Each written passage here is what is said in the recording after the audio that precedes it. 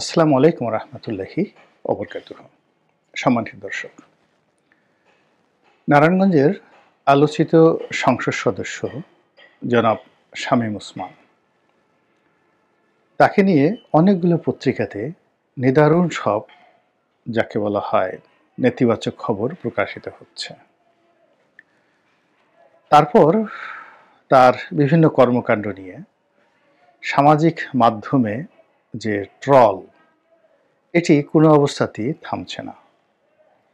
দেশের প্রথম শ্রেণীর কয়েকটি পত্রিকা তার দুর্নীতি নিয়ে, অনিয়ম নিয়ে এমনভাবে খবর তারা ছাপাচ্ছে, অবস্থা দৃষ্টে মনে হচ্ছে যে এই পুরো ওসমান পরিবার, অর্থাৎ শামীম ওসমান সাহেব, তারপর তার ভাই নাসিম ওসমান সাহেব যিনি মারা গেছেন, এবং অপর ভাই যিনি সংসদ সদস্য ছিলেন, তারা, তাদের স্ত্রী, পুত্র, সন্তান, তারপর তাদের পিতা, দাদা, মানে পুরো বংশটাই অ্যাকচুয়ালি একটা জেনেটিক্যালি খারাপ চোরের বংশ।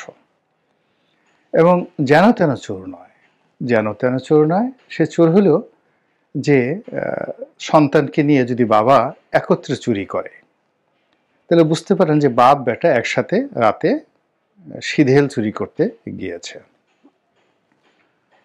২ নম্বর হলো যে স্ত্রীকে সঙ্গে নিয়ে চুরি করছে। স্বামী স্ত্রী দুজনই চোর, অর্থাৎ স্বামী হলো চোর আর স্ত্রী হলো চুরুনি। আমাদের যে সমাজের ব্যাড কালচার, সেটা হলো আমরা যখন কোনো মানুষকে ছোট করতে চাই, তখন দুটো কাজ করি।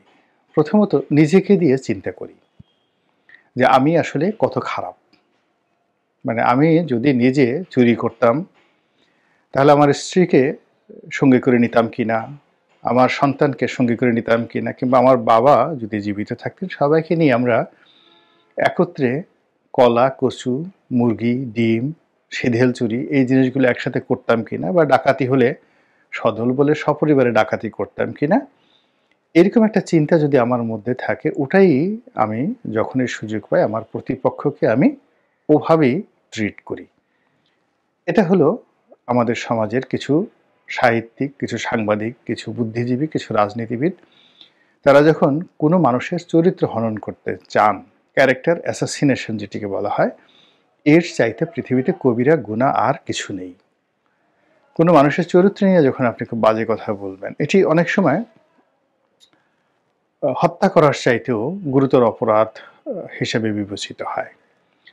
বা আপনি সমাজে একটা ফেতনা তৈরি করলেন, একটা মিথ্যা অপবাদ ছড়িয়ে দিলেন, যেটার কারণে সংঘাত সংঘর্ষ শুরু হয়ে গেল। এই ফেতনা সৃষ্টিকারীরা বা এই অপবাদ প্রদানকারীরা একেবারে জাহান্নামের সর্বনিম্ন পর্যায়ে চলে যাবে। তো যেটা বলছিলাম যে আপনি আপনার ব্যক্তিগত যে অভিজ্ঞতা, চিন্তা চেতনা, মন এবং মানসিকতা থেকে যখন আপনি কাউকে ছোট করতে চাইবেন, তখন আপনি নিজের দিকে প্রথমত চাইবেন। দ্বিতীয়ত আপনি বিবেকহীন, বুদ্ধিহীন, অমানবিক, পশুত্বের পর্যায়ে যখন আপনার সবকিছু চলে যাবে, ক্রোধ এবং অন্যকে ক্ষতি করার যে আপনার মনোবৃত্তি, এটিকে পাশবিকতা বলা হয়। এই পর্যায়ে যখন চলে যাবে, তখন আপনি যেকোনো মানুষ সম্পর্কে যেকোনো কথা বলতে পারেন, লিখতে পারেন এবং ছোট করতে পারেন। এই দুটো কারণে সাধারণত মানুষের সম্পর্কে মানুষ যখন মন্দ কথা বলে, ক্যারেক্টার অ্যাসাসিনেশন ঘটায়, তখন এরকম ঘটনা ঘটে থাকে। তা আমাদের দেশের একটা কালচার হলো, বিশেষ করে রাজনীতির অঙ্গনে, যখন যে বিপদে পড়ে, যে দল বা ব্যক্তি, আমরা তখন তাকে নিয়ে খুবই অশ্লীল, অশ্রাব্য ভাষায় কথা বলি। আপনি চিন্তা করুন, জনাব আল্লামা দেলোয়ার হোসেন সাঈদী, তিনি যখন কারারুদ্ধ ছিলেন, তখন তাকে হেয় করার জন্য তাকে দেলু রাজাকার, দেল্লা রাজাকার, অথবা তিনি ধর্ষণ করেছেন, ধর্ষণকারী, এই ধরনের কথাবার্তা যখন কোর্টে আলোচিত হতো, একটা সময় বিচারকদের মধ্যে এস কে সিনহার মতো মানুষ, যিনি একেবারে প্রো আওয়ামী লীগ, তারপরেও তিনি বলতে বাধ্য হয়েছিলেন যে অনুগ্রহ করে এই ধরনের কথা বলবেন না, তিনি একজন সম্মানিত মানুষ, এবং এটা পত্রিকায় এসেছিল।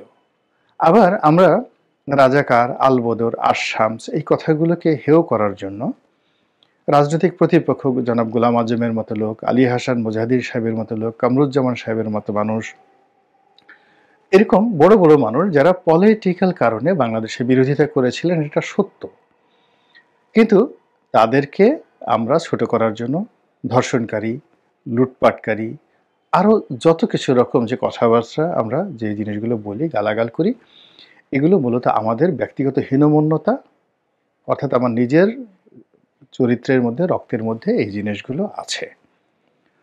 অথবা দেখা যাচ্ছে যে এখানে আমি আসলে বাস্তব অবস্থার কারণে আর মানুষ নেই, নিজে পশুর পর্যায়ে চলে গিয়েছি, আমার বিবেক ভোতা হয়ে গেছে, বুদ্ধি ভোতা হয়ে গেছে, ফলে আমি যে কোনো মানুষকে, একটা হলো রক্তের মধ্যে আর একটা হলো অভ্যাসের মধ্যে, তা আমার অভ্যাসটা এমন হয়ে গেছে যে আমি আর এখন ওই পর্যায়ে নাই, আমি যে কোনো সম্মানিত মানুষকে অসম্মান করার মধ্যেই আনন্দ খুঁজে পাই।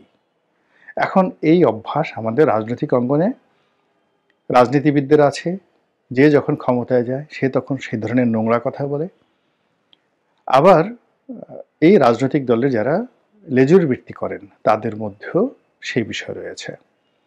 তো এখন আওয়ামী লীগের সকলের বিরুদ্ধে গণহারে তারা চোর, তারা ডাকাত, তারা গুন্ডা, তারা বদমাশ, তারা ধর্ষণকারী, তারা ক্যাসিনো মানে খেলে, জুয়া খেলে, টাকা পাচার করে, এই জিনিসগুলো যে যার মতো করে বলে যাচ্ছেন।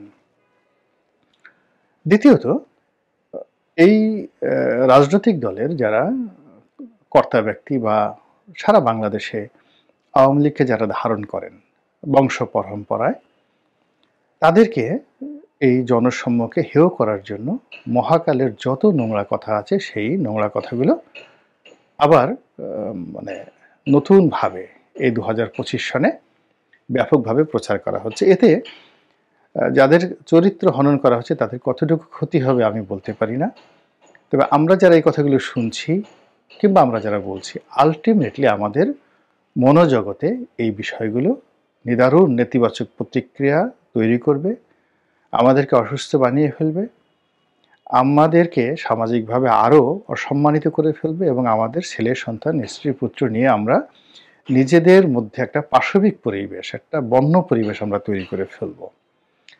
কথাগুলো বললাম এই কারণে যে বাংলাদেশে জনাব শামীম ওসমানকে নিয়ে এবং তার পরিবারকে নিয়ে অনেক অনেক বদনাম হয়েছে।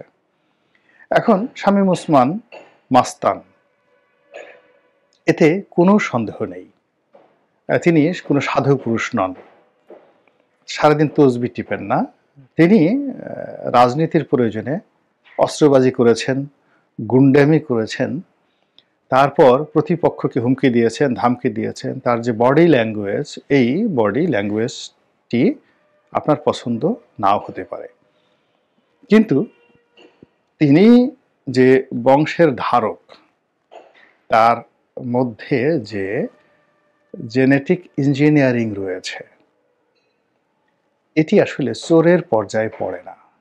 এই বংশের লোকজন কেউ চুরি করে না, কখনো না, ডাকাতিও করে না।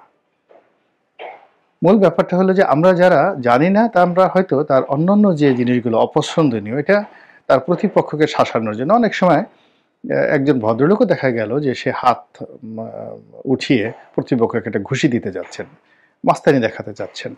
তো রাজনীতির ময়দানে, বিশেষ করে নারায়ণগঞ্জের মতো জায়গাতে, ফেনীর মতো জায়গাতে, তারপর গফরগাঁও আছে সে এলাকা, ইভেন আমার যে নির্বাচন এলাকা গলাচিপা, এ সকল এলাকায় মানে সন্ত্রাসটা এত বেশি যে আপনার প্রতিপক্ষকে দমন করার জন্য নেতাকে হম্বিতম্বি করতে হয়, নেতাকে শক্তি নিয়ে চলতে হয়, ক্যাডার নিয়ে চলতে হয়, তারপর তাকে যাকে বলা হয় সমস্ত শক্তির আধার হিসেবে তাকে প্রতিষ্ঠিত করতে হয়, আদারওয়াইজ ওখানে রাজনীতি করা যায় না। এটাই বাস্তবতা। এখন ওই সকল এলাকাতে আপনি যাকেই পাঠান না কেন, জামাতের লোককে পাঠান, হেফাজতের লোককে পাঠান, ক্ষমতার কেন্দ্রে বসানোর সঙ্গে সঙ্গে দেখবেন 24 ঘন্টার মধ্যে তিনিও শামীম ওসমান হয়ে গেছেন। তো যেটা বলছিলাম যে শামীম ওসমানের দাদা, তার বাবা, তার ভাই ব্রাদার ওই এলাকাতে রাজনীতিতে তাদের যে কন্ট্রিবিউশন, এটি বাংলাদেশে এই ধরনের পরিবার মানে ৩ জেনারেশন, মানে শামীম ওসমান ৪ জেনারেশন। শামীম ওসমানের সন্তানদেরকে যদি ধরি, সেই সন্তান, তারপর শামীম ওসমান, তারা, তার বাবা এবং তার দাদা, ৪টি জেনারেশন কন্টিনিউয়াসলি একটি রাজনৈতিক আদর্শ ধরে আছে। ১। ২ নম্বর হলো তারা রাজনীতি করছে। ৩ নম্বর হলো জনগণের সঙ্গে তাদের যে অ্যাটাচমেন্ট। এইরকম যদি আপনি খুঁজতে যান, সারা বাংলাদেশে শামীম ওসমান পরিবারের মতো দ্বিতীয় কোনো পরিবার আপনি পাবেন না। তাদের সঙ্গে মোটামুটি সালাউদ্দিন কাদের চৌধুরী সাহেবের পরিবারের মিল থাকতে পারে। এর কারণ হলো ফজলুল কাদের চৌধুরী, সালাউদ্দিন কাদের চৌধুরী এবং তার সন্তানেরা এখন রাজনীতি করছেন। এখানে ৩টি জেনারেশন। কিন্তু চতুর্থ জেনারেশনে রাজনীতি করছেন এবং সফলভাবে রাজনীতি করছেন, এবং পুরো জেলা এবং বাংলাদেশে যাদের পরিচিতি রয়েছে তার মধ্যে নারায়ণগঞ্জের ওসমান পরিবার ১ নম্বর। এখন এই ১ নম্বর ওসমান পরিবার চুরি করছেন। চোর বলতে আমরা কি বুঝি? চোর বলতে আমরা বুঝি যে সিধেল চোর, সারা গায়ে তেল মেখে কোনো মতে একটা নেংটি পরে, অথবা অনেক চোর উলঙ্গ হয়ে ঘরে ঢুকে সেই এর হাঁড়িটি, পাতিলটি এইগুলো তারা চুরি করে। আবহমান বাংলায় এদেরকে চোর বলা হয়, সিধেল চোর, ঘরে শীত কেটে। বর্তমান জমানাতে আসলে এখন সিধেল চোর নেই। দ্বিতীয় যে চোর আছে সেটা হলো গ্রাম বাংলায় কলা চোর, মুরগি চোর, এমনকি ডিম চোর। আপনারা যারা গ্রামে থাকেন তারা দেখছেন যে গ্রামে অরক্ষিত অবস্থায় মুরগির খোপ থাকে, ঘরের বাইরে থাকে। তো রাতে এসে শিয়ালও যেমন মুরগি চুরি করার চেষ্টা করে, আবার কিছু মানুষ ওই খোপ থেকে মুরগি চুরি করে নিয়ে যায় বিশেষ কৌশলে। আবার অনেক ক্ষেত্রে মুরগি চুরি না করে দেখা গেল ৪-৫টা ডিম চুরি করে নিয়ে যায়। প্রচণ্ড অভাবের তাড়নায় এই কাজগুলো হয়ে আসছে। বর্তমান জমানাতে আসলে এই চৌর্যবৃত্তিগুলো নেই বললেই চলে। তো কাজেই এখানে যার সম্পর্কে আপনি চোর শব্দটি ব্যবহার করছেন এটি ব্যুৎপত্তিগতভাবে ঠিক না।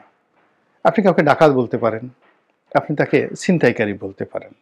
এই গেল একটি বিষয়। ২ নম্বর হলো যে বাবা এবং ছেলের সম্পর্কটি সবসময়ই পবিত্র থাকে, এবং পৃথিবীর সবচেয়ে খারাপ পিতাও তার সন্তানকে চোর বানাতে চায় না এবং নিজের কুকর্মের অংশীদার বানাতে চায় না। যে যতটা ভালো তার সন্তানকে চায় তাকে আরও ভালো করার জন্য। তো সেই ক্ষেত্রে শামীম ওসমান তার ছেলেকে নিয়ে সদল বলে সে রাষ্ট্রীয় সম্পত্তি লুটপাট করেছে, চুরি করেছে, ডাকাতি করেছে, এই ধরনের খবরগুলো আমি শুধু একজনকে নিয়ে বলছি না, আরও অনেকের জন্য। এটা বিএনপির ক্ষেত্রেও প্রযোজ্য যে বিএনপির যাদের বিরুদ্ধে আওয়ামী লীগ এ ধরনের সমালোচনা করেছে তারাও ঠিক একই গুনার কারণে আজকে বিপদে পড়েছে। আবার দ্বিতীয়ত যে সবচেয়ে খারাপ মানুষটিও তার স্ত্রীকে সম্মান করে, স্ত্রীকে নিয়ে একসঙ্গে কুকর্ম করে, এরকম লোক আপনি কোটিতেও একজন খুঁজে পাবেন না। দ্বিতীয়ত শামীম ওসমান সাহেবের যেভাবে একটা বংশগত ঐতিহ্য রয়েছে, তার স্ত্রীরও একটা কিন্তু বংশগত ঐতিহ্য রয়েছে, এবং সেই ঐতিহ্যের সঙ্গে রাজনীতি, শিক্ষা এবং যাকে বলা হয় সর্বভারতীয় যে ট্র্যাডিশন, সেই ট্র্যাডিশনে একটা মিল রয়েছে। তার স্ত্রী তিনি সম্ভবত আবুল হাশিমের ভাগ্নি অথবা ভাতিজি, অর্থাৎ এই যে আবুল হাশিম সাহেবের ছেলে হলো বদরুদ্দিন ওমর। তো তিনি সম্ভবত না, মানে আমি শুধু এখানে ভাগ্নি অথবা ভাতিজি দুটোর একটা হবেন। এখন আবুল হাশিম সাহেবকে সর্বভারতীয় রাজনীতিতে যিনি মহাত্মা গান্ধী, পণ্ডিত জওহরলাল নেহরুদের পর্যায়ের নেতা ছিলেন, আর বঙ্গীয় রাজনীতিতে আবুল হাশিম সাহেব শেরে বাংলাকে ফজলুল হক, নেতাজি সুভাষচন্দ্র বসু, শরৎ বসু, ওনাদের পর্যায়ের আবুল কালাম আজাদ, ওনাদের পর্যায়ের নেতা ছিলেন। তো কাজেই সেই যে রক্তের ধারক তাকে আপনি হঠাৎ করে চূর্ণী বলে ফেলবেন, মহিলা চোর বলে ফেলবেন। এটি আসলে এক ধরনের মানসিক বিকারগ্রস্ততা, তিনি যেই হন না কেন। আমাদের এই সমাজে এখন ডিপলিটাইজেশন চলছে, বিরাজনীতিকরণ, অর্থাৎ রাজনীতিবিদদেরকে চোর, রাজনীতিবিদদেরকে চাঁদাবাজ, রাজনীতিবিদদেরকে জুলুম এবং জাহেল, এই কথাগুলো বিএনপির ক্ষেত্রে প্রযোজ্য হোক, আওয়ামী লীগের ক্ষেত্রে প্রযোজ্য হোক, কিংবা জামাতের ক্ষেত্রে প্রযোজ্য হোক, এই কথাগুলো ব্যবহার করার মাধ্যমে মূলত মানুষকে রাজনীতির ব্যাপারে নিরুৎসাহিত করা হচ্ছে। এবং সেখানে তৃতীয় শক্তি, সেটা মিলিটারি হোক, আমলাতন্ত্র হোক, তত্ত্বাবধায়ক হোক, সুধী সমাজের হোক, অরাজনৈতিক প্রতিষ্ঠানের হাতে রাজনৈতিক নেতৃত্ব ছেড়ে দেওয়ার একটা সুদূর প্রসারী চক্রান্ত। দ্বিতীয়ত, সমাজটিকে ধরে রাখে রাজনৈতিক নেতারা। আপনি নারায়ণগঞ্জের মতো জায়গাতে, ঢাকার মতো জায়গাতে এই যে লক্ষ লক্ষ পুলিশ দিয়ে, মিলিটারি দিয়ে যে কাজ আপনি করাতে পারবেন না, জনগণকে শান্ত রাখার বিষয়টি, নিয়ন্ত্রণ করার বিষয়টি, জনগণকে কমান্ড দিয়ে একটা জায়গার থেকে নেওয়ার জন্য যে কাজটি করা দরকার, এই কাজটি একজন রাজনৈতিক নেতা করতে পারেন একা। লক্ষ মিলিটারি যেটা না করতে পারে, একজন রাজনৈতিক নেতা তার এমন সম্মোহনী ক্ষমতা রয়েছে যে তিনি যদি একটা মাইক হাতে পান বা কোথাও গিয়ে শুধুমাত্র দাঁড়ান অথবা কথা বলার সুযোগ পান, মুহূর্তের মধ্যে ওখানে একটা হৃদয়ম তৈরি হয়ে যায়। তা আমরা মূলত শামীম ওসমানদের মতো মানুষদেরকে বিচার না করে, জাস্টিফাই না করে, তাদেরকে আইনের আওতায় না এনে ঢালাওভাবে তাদের বিরুদ্ধে কথা বলে যে বিরাজনীতিকরণের দিকে দেশকে ঠেলে দিচ্ছি, এটি আলটিমেটলি আমাদের সবার জন্য ক্ষতিকর। আজ শামীম ওসমান বলেন, তারেক রহমান সাহেব বলেন, তারপরে মির্জা আব্বাস বলেন, খন্দকার ডক্টর মোশাররফ সাহেব বলেন, মানে বিভিন্ন মানুষকে বিভিন্ন সময়টিতে যাদের অপরাধ শুধু রাজনীতি করা, এই রাজনীতি করার জন্য তারা যে অনিয়ম করেননি বলা যাবে না, তারা যে অন্যায় করেননি বলা যাবে না, তারা যে অপরাধ করেননি তাও বলা যাবে না, কিন্তু তারা চোর, চোরের বংশ, চুরি করেছেন সদর বলে সপরিবারে, এই জিনিসগুলো আসলে একটা বিকৃত রুচির বিষয়। আল্লাহ আমাদের সবাইকে বিকৃত রুচি থেকে রক্ষা করুন এবং হেফাজত করুন। আসসালামু আলাইকুম রহমতুল্লাহি ওয়া বারাকাতুহু।